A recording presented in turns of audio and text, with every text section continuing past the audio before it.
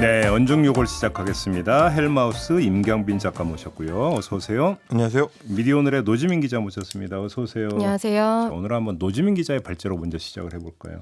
네, 오늘도 조금 무겁게 시작을 해야 될 것 같아서 네, 그 YTN 관련해서 계속 이야기가 나오고 있잖아요. 네. 그런데 그 민영화가 본격화되기도 전에 뭔가 이런저런 우려들이 있어서 한번 좀 짚어보려고 합니다. 네. 그 역대 정부에서 설만 있었던 민영화가 실제로 그 추진 절차에 들어갔죠. 한전 KDN 이사회에서 출자회사 정리 방향을 지난달 23일에 통과를 시켰는데 예. 내년 9월까지 매각 절차를 완료하겠다 이런 로드맵을 세웠습니다. 내년 9월. 네, 뭐 조금 구체적으로 들어가면 내년 2월까지 입찰 공고를 해서 3월 중에 협상을 하고요. 또 4월 한 달간의 매각 방법이랑 세부 일정을 결정하고 또 5월에서 9월 사이에는 늦어도 9월까지는 매각 관련해서 세부 절차를 진행을 하겠다. 이때까지 이사회에서 매각 가격까지 의결하겠다 이런 계획입니다.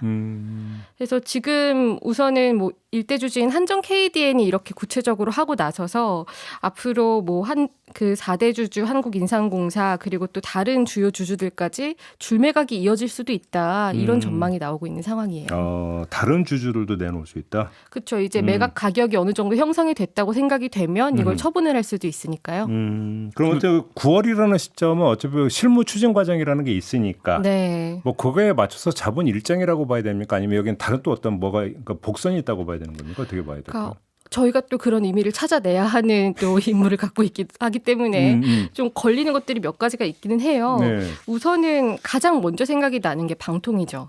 이게 최다액 출자자를 방송사 같은 경우는 바꾸려면은 방통위가 이거를 승인을 해줘야 되거든요. 승인을 해. 네. 한상혁 위원장 임기. 네, 그렇죠. 예. 그 한상혁 방통위원장 임기가 내년에 끝나거든요. 내년 7월쯤에 7월이죠? 끝나거든요. 예. 그래서 이 시기가 지나면 윤석열 정부에서 임명한 방통위원장 체제로 재편이 될 수 있고 어허. 그렇게 되면은 승인을 하면서 이게 보통 방통위가 심사를 하는 게 사회적 신용이나 재정적 능력 같은 경우는 뭐 심플하죠. 간단하죠. 뭐 숫자로 볼 수 있으니까. 그런데 방송의 공적 책임, 공정성, 공익성을 실현할 수 있느냐. 또 시청자 권익 보호를 할 수 있느냐. 또 이걸 비롯해서 사업 수행에 어떤 게 필요한지를 평가를 하게 되고 정성평가 요인이 네, 있다 이런 그렇죠. 거죠. 그리고 예. 조건도 붙이게 되거든요. 그런데 이거를 방통위가 하다 보니까 방통위가 어떻게 구성되고 어떤 기준으로 하느냐에 따라서 결과가 완전히 달라질 수도 있는 거죠. 그러면 7월에 임기가 한상혁 위원장이 끝나고 8월에 인사청문회에서 임명하고 9월에 첫 사업으로 이거를 승인하는 절차다. 뭐 이런 느낌이네요. 그렇게 볼 수도 있죠. 시기상으로는요. 그렇죠. 시기상으로 이제 시기가 이제 일정이 그대로 진행이 된다면. 네, 어떻게 보면은 가장 빠른 시점일 수 있는 거죠. 이게. 그러니까요. 네. 그리고 다만 이제 YTN 사장 같은 경우는 그럼 어떻게 되느냐. 그런데 아직 임기가 많이 남았어요. 2024년 9월까지거든요. 오.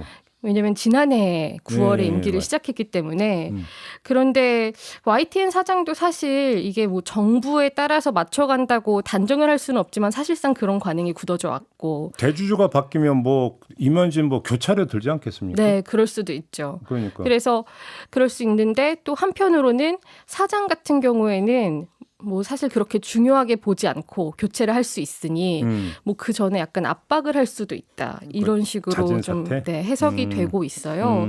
그 YTN 민영화설 같은 경우에 그 지라시 형태로 확산이 되면서 뭐 주가도 요동치고 이런 흐름이 있었잖아요. 예.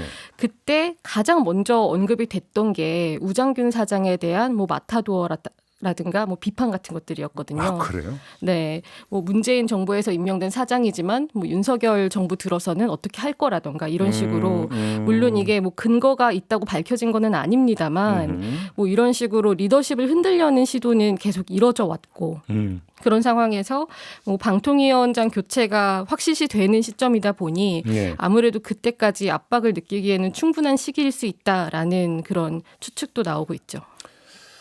그렇게 되는 거군요. 근데 지금 어디서 인수하려고 하는지 뭐 움직임 지금 포착되고 있는 게 있어요? 우선은 뭐 움직임이 있다고 거론되는 곳들은 굉장히 여러 곳이 있는데 네. 뭐 사실상 공식화한 곳은 2곳 정도가 있죠. 우선 가장 먼저 움직임을 보였던 게 한국경제신문은 그 전에도 이야기를 했었고 그 한국일보의 사주가 있잖아요. 동아그룹. 여기에서 이걸 공식화를 했습니다. 아, 우리도 뛰어들겠다고? 네, 한국일보 오. 차원에서 동아그룹 차원에서 추진하는 건 사실이다. 이렇게 밝혔거든요. 예. 그런데 그 전에는 이런 의사가 있다고 해도 이걸 공개적으로 밝히지는 않았는데 네. 최근 들어서 이걸 공식화를 한 상황이에요. 음. 근데 그 점과 맞물려서 좀 공교롭게도 주목이 되고 있는 부분이 그 한국일보의 인사가 최근에 있었습니다. 그런데 한국일보 사장이 갑자기 바뀌었고요. 그리고 이충재 주필이라고 예. 그 뉴스레터를 계속 연재해왔던 분이 있는데 예. 그분이 교체가 됐어요. 오. 그런데 이 인사가 생각보다 되게 저희는 바깥에서 보니까 잘 모르지만 내부 구성원분들 말을 들어보니까 갑작스럽게 이루어졌다고 하더라고요. 왜 인사가 있었다고 그래요, 그러면? 그러니까 이쪽에서는 뭐 세대 교체 같은 게 필요하다고 봤다라는 게 한국일보 이야기거든요. 예. 그런데 보통은 인사가 연말에 이루어진다고 하는데 이게 발표가 11월 23일인가 그쯤에 이루어졌어요. 그래서 평소에 하던 정기 인사보다는 빠른 시점이었고 그리고 그렇다면 이 인사에서 어떤 인간이 숨어 있느냐 이런 추측들이 난무할 수밖에 없는데 네. 이충재 주필 같은 경우에는 조금 상징적인 인물이라는 평가가 있습니다. 어떤 상징성? 뭐 과거에 뭐 그런 편집권 침해라든가 이런 것에 있어서 좀 앞서서 목소리를 내고 싸워왔던 인물이고 또 편집국장을 했을 때 뭐 광고 실적 같은 게 좀 좋지 않다 이렇게 해서 사실 1년을 못 채우고 경질이 됐던 인물이 있었는데 편집국장이 광고 실적이 안 좋다고 경질됐다. 네. 현실이긴 하지만 참 서글픈 현실이죠. 그렇죠. 예. 그리고 지금 35년을 넘게 일해 왔는데 뭐 내부에서 치우치지 않고 기자로서 바른 목소리를 내고 뭐 사익을 추구하지 않는다 이런 식으로 선후배 간의 평가가 좋다고 해요. 그러면 혹시 그게 이제 인수전에 뛰어든 다음에 네. 아 이제 그 최고 수뇌부가 이런 면면이니까 뭐 걱정 안 하셔도 됩니다. 혹시 이런 걸 어필하기 위한 사전 뭐 인사 포석 이렇게 읽을 여지가 있을까요? 네, 그렇게도 보는 시선이 있습니다. 실제로 내부에서 그 이충재 주필이 쓰는 글들에 대해서 좀 정부의 불편한 목소리가 많았다. 왜냐하면은 지금 뭐 정권에 대한 여론이 좋지 않은 것은 뭐 사실이고 실제로 비판을 할 사안들이 많은데 그 점에 대해서 목소리를 내왔으니 윤석열 정부에서 보기에는 불편한 시선이 있지 않겠느냐라는 이야기가 좀 있었다고 합니다. 그렇군요. 그런데 사실 이렇게 YTN 인수에 뛰어들려는 곳은 이런 눈치를 볼 수밖에 없는 구조이기는 하거든요. 뭐 한국일보에서 이 인사가 그렇기 때문에 났다고 인정을 하지는 당연히 않았습니다만 네.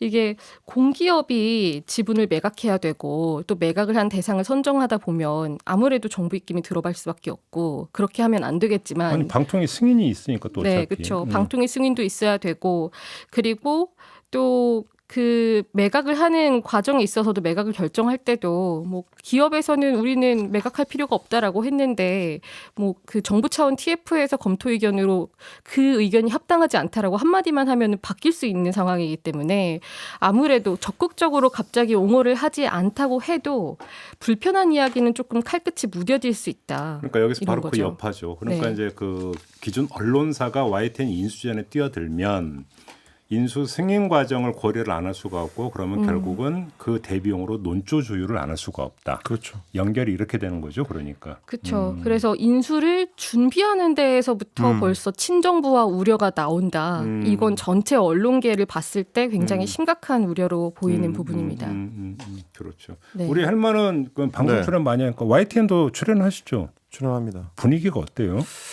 아직까지 이제 뭐 방송 현장, 스튜디오 현장까지 막 그런 분위기가 완전히 전달되고 있지는 않은데 네.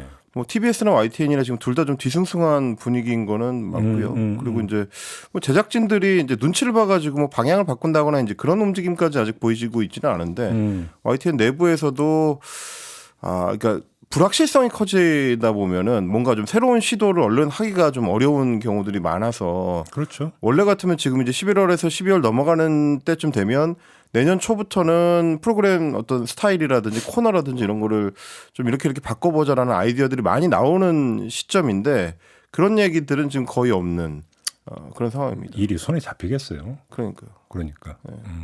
그리고 뭐 말씀하셨다시피 사실 이제 9월까지 마무리를 한다는 거지 실제 그런 어떤 협상이나 계약은 2월, 3월에 대부분 지금 끝나는 거라 한국일보가 아마 선제적으로 인사를 내고 어떤 뭐 신호를 주려고 했었던 것도 내년 초에 사실상 인수전의 승부가 결정된다고 봤기 때문에 조금 미리 움직이는 것 같은 느낌도 좀 있고요. 지금 이렇게 한국일보 이야기를 하기는 했는데 아무래도 관심을 보인다고 꼽히는 몇몇 곳을 보면 언론사 사주인 곳들도 거론이 되거든요. 그렇게 되면은 상당히 많은 언론사들이 이렇게 인수를 위한 친정부와 움직임을 보일 수도 있다. 바로 이제 그 지점에서 또 하나니까 중요한 포인트가 하나가 나오는데 한국경제든 한국일보든 신문사가 뛰어들려고 한다고 하는 부분도 사실은 중요한 시사점이 있죠. 그렇죠. 그게 뭐냐면 신문 단독 발행을 가지고는 이제는 더 이상 어떤 매체 파워라든지 어떤 그 영향력이라든지 비즈니스 부분에서도 한계가 있기 때문에 결국은 오히려 이제 주된 건 방송이 되어버리는. 그래서 신방 겸영이 이제는 거의 대세가 되어버리는. 이런 현상이 지금 여기서 또 하나 확인되고 있는 것도 있죠. 그런 면에서. 네. 그래서 신문 방송 겸영을 지분 가지고 소유 지분의 제한으로 어느 정도 규제를 해왔는데 이게 또 풀어지기 시작하면 한도 끝도 없어지는 거거든요. 그러니까요. 근데 뭐냐면 이제 그나마 신문 같은 경우는 말 그대로 사기업이기 때문에 정부의 언론 통제에 있어서 조금은 비껴나 있던 뭐 사주의 성향이 많이 좌우가 되는 부분이 있다 하더라도 정부의 통제에서 일정하게 비껴나 있는 부분들이 좀 방송에 비해서 상대적으로 있었는데 신방 겸영으로 가버리면 이제 방송은 어떤 인허가 어떤 범위 안에 그러니까 포함이 되어버리기 때문에 네. 그 순간에 어떤 신문에까지도 이제 그것이 영향을 미치는 이런 파생 효과가 나타나는 장면들도 좀 빼놓을 수가 없는 거거든요. 네. 그 지금 이제 노주민 기자가 이제 그 제기하는 문제가 바로 한국일보 인사나 이런 게 이제 바로 그 연관성에서 이제 나오는 얘기 아니겠습니까? 그렇죠. 이제 사주의 입김에다가 사주가 신경을 써야 하는 곳들까지 같이 확장이 될 수 있는 건데 그렇죠. 이런 점들이 참 우려스러운 부분이고요. 그리고 또 이걸 좀 더 넓게 보면 지금 민영화 만능론이 좀 다시 우려되고 있다 이런 분위기도 있어요. 지금 이 공기업 YTN 지분 매각을 하는 게 공공기관 혁신 가이드라인에 따라서 이루어지는 조치의 일환이잖아요. 네. 이게 350개 공공기관이 혁신 계획서를 냈는데 14조 5천억 원 규모의 자산을 매각을 한다고 하고 또 인원 감축도 처음에는 뭐 6천 명 수준이라고 할 거라고 하다가 뭐 1만 명 넘게도 감축할 수 있다 이런 이야기까지 나오고 있거든요. 그런데 이게 다 공적인 영역에서 관련된 부분인 거잖아요. 뭐 방송도 그렇고요. 그리고 뭐 의료, 철도 이런 공공 영역에서 대규모로 뭐 자산 효율화라는 그런 방침을 세워서 속도를 내고 있는 건데 문제는 이게 그러면은 정말 합당한 기준으로 이루어지느냐를 봐야 되는 거잖아요. 그런데 공공기관 운영위원회가 이렇게 공공기관 자산 매각을 결정할 때 참여하는 위원들이 민간 위원들도 있는데 절반 넘게 불참을 했다는 보도가 있었어요. 그러니까 자산 매각을 할 때 적절성 여부를 제대로 검토를 했는지 의문이 제기되는 상황에서 밀어붙이고 있는 거고 또 여기에 또 알짜배기라고 꼽히는 것들이 많이 포함이 돼 있거든요. 처분을 한다고 하는 것들에 뭐 예를 들어서 코레일 용산부지 같은 것도 그렇고 어휴, 제주 중문골프장 이런 경우는 국가의 자산인데 헐값으로 떠넘겨서 헐값 매각을 할 수도 있고 예. 또 특정 자본에 대한 특혜 시비가 일 수밖에 없고 그렇겠죠. 또 이런 걸 소유할 수 있도록 하는 있을 만한 그런 자본력이 되는 곳들은 다 기득권이기 때문에 소수의 권한이나 영향력이 강해질 수도 있는 부분인 거고요. YTN 같은 경우는 이 두 가지 문제를 다 안고 있는 거죠. 그러니까 이제 더 근본적으로 이제 공기업 민영화라고 하는 이제 하나의 이제 큰 물결이 지금 형성이 되고 있는 거 아니냐. 네. 그것이 이제 산업에 이제 미치는 영향도 있다. 이런 지적이신 것 같고. 그리고 특히 방송 민영화 같은 경우는 더 정교하게 접근을 해야 되는데 그런 검토가 이루어지지 않았다는 점이 또 문제거든요. MBC도 민영화인데요? MBC 민영화 얘기는 진작부터 나오고 있죠. 그래요? 네. 어디가 모르시는 척 하시는 것 같은데요. 어디서 인소희양을 밝힌 데가 있대요? 일단은 뭐 거기까지 가겠습니까? 그 이야기에 대해서는 이 정도로 얘기를 하겠습니다. 아니 뭐 예를 들어서 국회 과방위 그 여당 간사인 박성중 의원은 뭐 방송에서 1공영 다 민영으로 가야 된다고 이제 아주 이제 공개적으로 네. 이야기를 하고 있는 거니까. 그렇죠. 그럼 1공영이라고 한다면 이제 KBS 1만 그러니까 공영으로 놔두고 네. 나머지는 전부 다 민영화한다 그 얘기가 되는 거잖아요. 그렇죠. 근데 사실 이 얘기는 진작부터 많이 나왔던 이야기인데 그렇죠. 예. 시행이 되지 않은 이유가 있죠. 그리고 해외 사례 그 101 뭐 다민영 얘기를 하다 보니까 해외 사례가 좀 생각이 나는데 뭐 프랑스 같은 경우는 민영화를 진작에 한 곳이고 독일 같은 경우는 공영방송을 오히려 공영성을 높여가는 방향으로 이루어져 왔잖아요. 근데 지금 어떻게 됐느냐를 보면 그 결과가 어느 정도 좀 가늠이 가는 부분이고요. 뭐 갑자기 좀 생각이 나는 게 최근에 호주에 그런 다양성에 대한 보고서가 있었어요. 호주 미디어에 있어서 그게 올해 2년 만에 나온 건데요. 2020년 이후에 상업 방송과 그리고 공영성이 있는 그런 방송의 다양성 차이가 상당하다라는 부분을 짚은 게 있었거든요. 상업 방송이 장악력이 많아질수록 특정 계층이라거나 뭐 특정 집단만 대변하는 경우가 많고 그게 뭐 단적인 예로 뭐 우리나라와 다르게 뭐 호주 같은 곳들은 좀 민족적 배경이 다양하게 있는데 뭐 특정 배경에 있는 곳들만 리더십이 구성이 돼 있다. 뭐 이런 부분들. 아니 그러니까 그 상업 방송이 되면 당연히 팔리는 프로그램만 만들려고 할 거 그렇죠. 아니에요. 그러니까 팔리는 프로그램을 만들려면 구매력이 있는 그러니까 그 시청층만 당연히 고려할 수밖에 없겠죠. 그리고 뭐 프랑스 같은 경우에서 그게 가장 단적으로 나왔던 게 뭐 교양 프로그램 같은 게 줄어들고 뭐 팔릴 수 있는 것들만 나오고 그러니까요. 이런 것들이 우리가 어쨌든 세금을 들여서 관리를 해오고 지켜왔던 것들이 넘어가게 되면 어떤 결과가 나올지는 좀 예측이 좀 잘 되는 부분이다. 저는 이제 또 하나 뭐 지난주부터 이제 우리가 YTN 사례를 계속 들여다보면서 우려가 되는 게 팔리는 제품을 만드는 쪽으로 기업들이 더 신경을 쓰게 되는 것도 있지만 또 하나는 지금 이제 자산 매각이라는 차원에서 보면 주로 지금 얘기되는 게 이제 수도권의 주요 건물이나 이제 이 부동산 부지들, 그러니까 알토란 같은 곳들을 왜 파느냐 이것도 굉장히 중요하지만 누가 왜 사가느냐도 똑같이 이제 중요한 거거든요.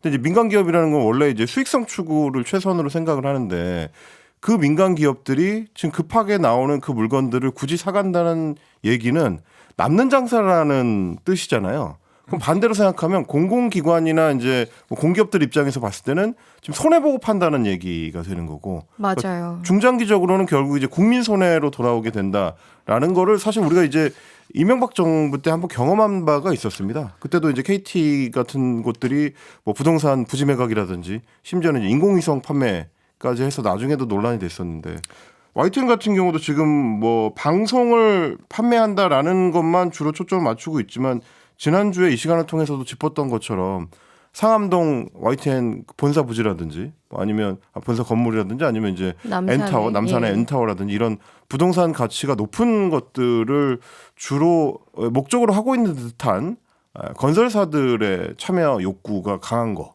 이런 것들도 좀 같이 좀 고려가 돼야 되지 않나. 그러니까 단순히 어떤 방송의 가치도 중요하지만 중장기적으로는 공공의 이제 자산을 팔아치워서 결국 세금을 환수하거나 혹은 뭐 수익성을 개선할 가능성을 아예 차단해버리게 되는 문제들. 뭐 이런 것도 좀 같이 고민할 필요는 있어 보입니다. 한마디로 얘기하면 떨이 장이 서고 있다 이런 얘기죠. 그렇죠. 그죠? 창고 대개방 장이 서고 있다. 근데 몇 차례 말씀을 드렸지만 판을 흔드는 과정이 이제 시작이 된 거죠. 네. 그러니까 이제 그 방송판 자체를 흔들어 버리는 이렇게 되어 버리면 이제 생존 논리가 이제 비등해지고 그 비등해지는 생존 논리 속에서 여러 가지 언론사 내부에서는 여러 가지 어떤 갈등 양상이 빚어지고 그것이 프로그램 질 저하로 나타나고 그다음에 논조의 변화로 나타난다. 이렇게 가는 거 아니겠습니까? 그 공식이 그대로 지금 이제 작동을 하고 있다. 이렇게 정리를 해야 될 것 같습니다. 네.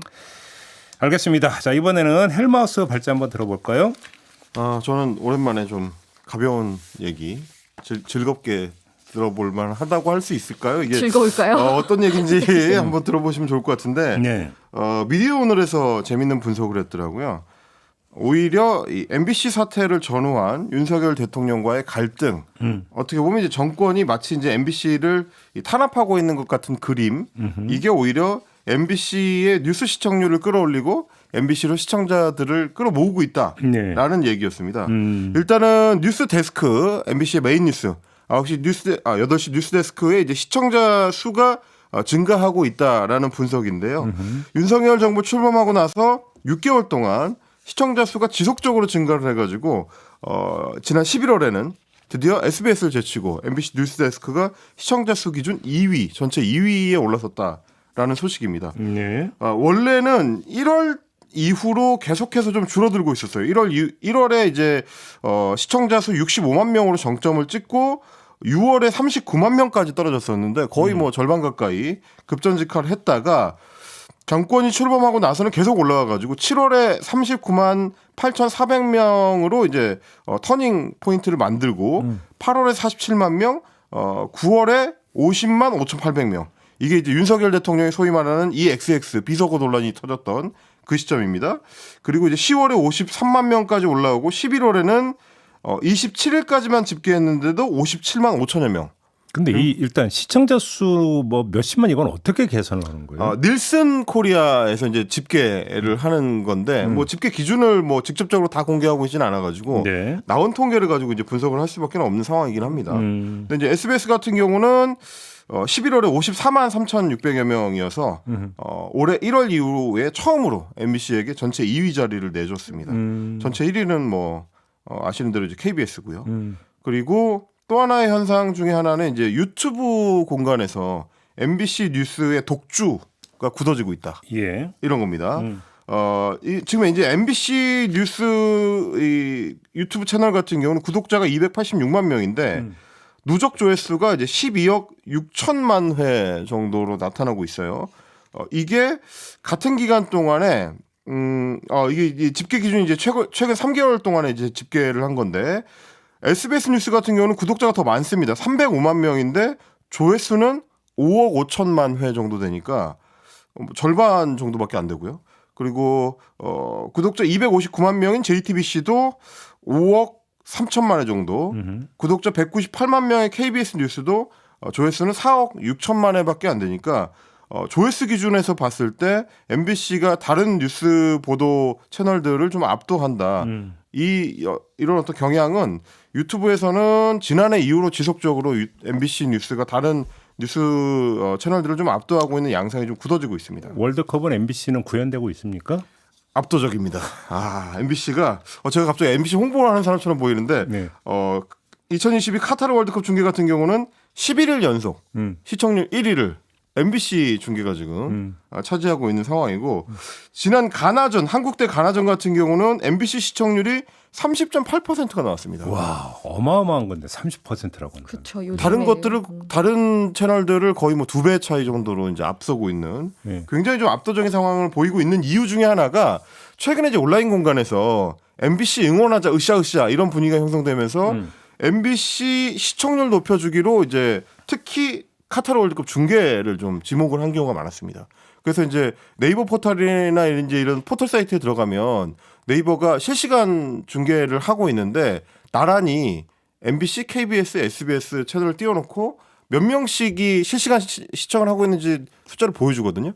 MBC가 너무 많아가지고 보고 있기가 약간 민망한 이런 상황들이 좀 연출이 되고 있습니다. 여기서 이제 우리가 이제 절제의 미학을 좀 발휘를 알겠고요. 네. 알겠고. 근데 이제 사실 유튜브 같은 경우는 일정하게 취향 따라 성향 따라 이제 그 찾아가는 경향이 강해져. 그렇죠. 네. 그렇기 때문에 어떤 진영 논리의 색깔을 띠면 뛸수록 장사가 잘 된다. 그렇습니다. 이거는 뭐 세상에 다 아는 일이니까.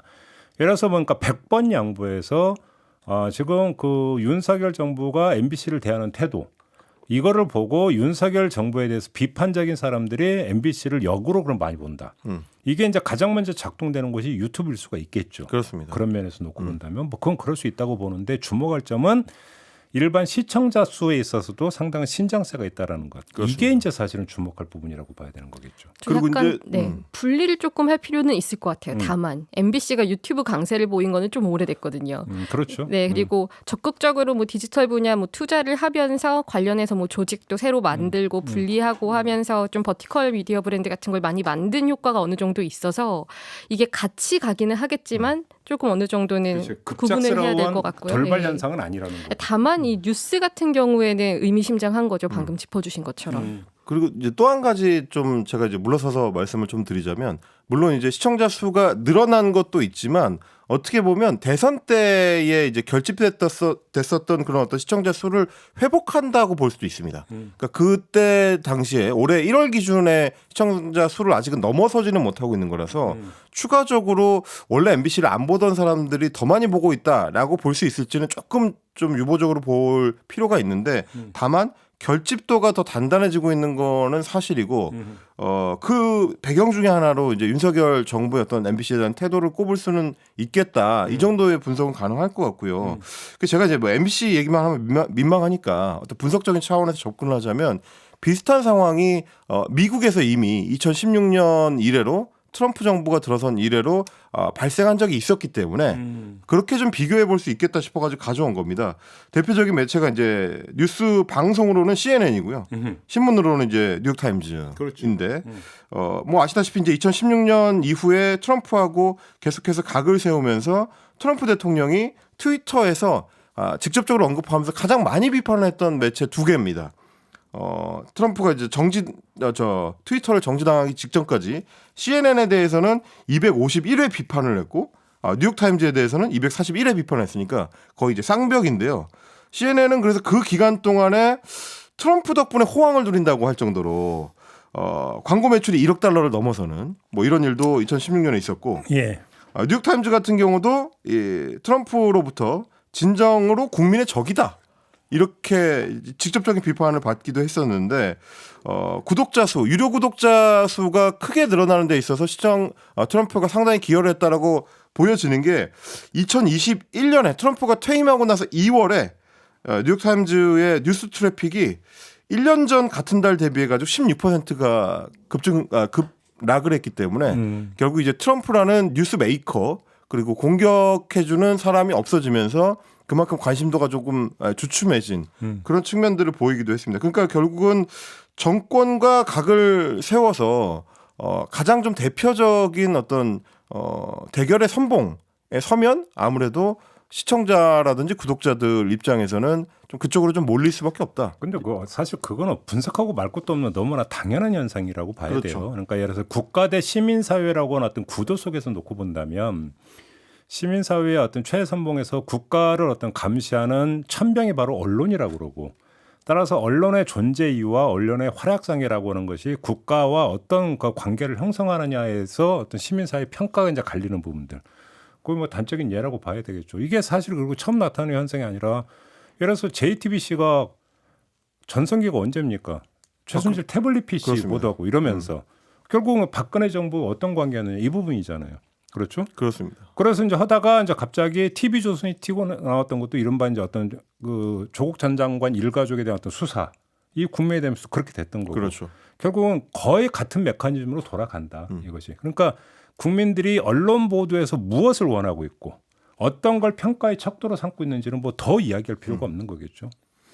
그래서 문제는 앞으로일 것 같아요. 뭐 MBC 같은 경우도 지배 구조가 결국은 이제 정권의 어떤 의지와 완전히 뗄려야 뗄 수가 없는 상황이라서 민영화 될 거라고? 그렇게 됐을 경우에는 이제 어떻게 될 것이냐. 혹은 뭐 민영화가 안 되더라도 뭐 사장단이 바뀐다든지 아니면 방문진의 구조가 이제 바뀌는 시간이 지나면 결국 이제 바뀌게 될 텐데 그렇겠죠. 그 이후에는 이제 지금과 같은 어떤 상황을 유지할 수 있겠느냐. 그래서 뭐 말씀하셨던 것처럼 시계를 뒤로 돌려보면 박근혜 정부 시절이나 이명박 정부 시절에는 또 MBC의 어떤 상황이나 위상이 지금과는 또 달랐기 때문에 그런 흐름 속에서 저희가 파도를 타고 있는 이 꼭대기가 아닌가 그런 생각을 좀 제가 하게 됩니다. 오래 살지는 않았는데요. 아직 젊기 때문에 네. 그 뭐 이렇게 그 살다 보니 이런 얘기는 수식을 못 버티겠지만 걱정을 미리 사서 할 필요는 없다. 미리 끌어와서 걱정할 필요는 없다. 왜냐하면 네. 하루하루 살기도 힘들다. 그건 그때 가면 된다. 아 그렇죠. 아닙니까? 사실 그게 맞는 거 아닌가요? 갑자기 뭔가 법뉴스님 같은 삶의 지혜라니까. 이게. 삶의 지혜를 나눠주는 유익한 시간입니다. 아니 우리 옛말에 왜 걱정을 사서 하냐고 이런 말 있잖아. 그렇죠. 예. 왜 당겨서 하냐고 왜? 근데 이제 저희 같이 이제 비평을 하는 걱정을 사서 하는 종류의 직업군들은 그럼요. 그래 호사가라고 하는 거 그래서 호사가. 아니요 일종의 이제 경고를 미리 던져서 경고는. 그리로 가지 않도록 그래. 미리 말씀을 드리는 거죠. 네, 그래요? 그럼 뭐 헬마가 제일 먼저 잘리겠지. 뭐. 여기서 누가 먼저일까를 다투는 거예요. 그것도 잘려보신 분의 지금 조언인가요? 네, 뭐 여러 번 겪어봐서. 네. 그렇죠? 네. 아무튼 국민들이 언론에 무엇을 바라는가. 뭐 이것이 이제 사실 MBC 뉴스의 어떤 신장세에서 뭐 단적으로 나타나는 게 바로 그거라고 봐야 되는 맞습니다. 거고 그런 점에서 권력이 언론과 전면전 벌여서 득을 본 경우가 과연 있었는가? 이게 사실은 권력이 돌아봐야 되는 부분이거든요. 별로 없어요. 이게 국내만이 아니라 세계적으로 보더라도. 그렇죠. 그게 왜 그러냐면 국민이 언론을 어떻게 보는가, 언론과 국가의 관계를 어떻게 설정하고 있는가를 보면 그건 뭐 답이 많이 나오는 거거든요. 그렇기 때문에 드리는 말씀입니다. 알겠습니다. 자, 오늘 이렇게 마무리를 하고 연중 6월 끝내도록 하겠습니다. 두 분 수고하셨고요. 저도 함께 물러가겠습니다. 고맙습니다. 감사합니다. 고맙습니다.